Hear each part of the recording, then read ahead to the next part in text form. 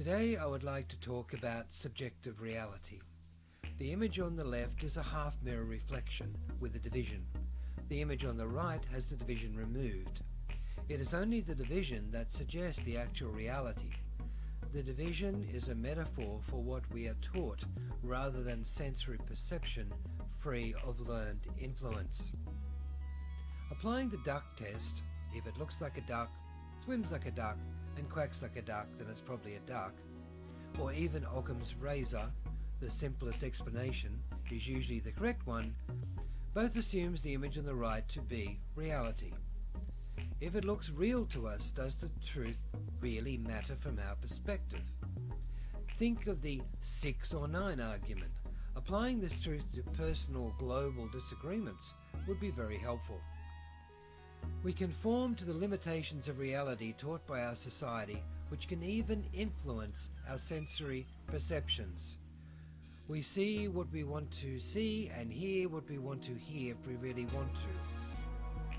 These taught limitations restrict reality that does not fit known paradigms.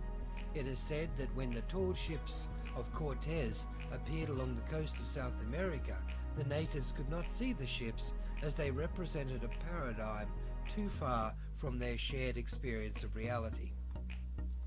Cognitive dissonance plays a big part in the maintenance of taught limitations by creating resistance to changing an existing paradigm.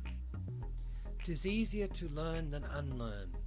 Unlearning should be seen as a celebration of new knowledge and understandings rather than an admission of being wrong. Changing our understandings due to new information received is the way we learn. Thus it is imperative that no barriers be placed in the way of such learning. The acceptance of new knowledge and thinking is essential to our evolutionary ascension as a species. It is understandable to want to see things the same way as others do, and hold similar understandings, as it gives a sense of being part of a greater collective and working harmoniously within it. Regardless of who is right, it is easier to go with the flow than against it.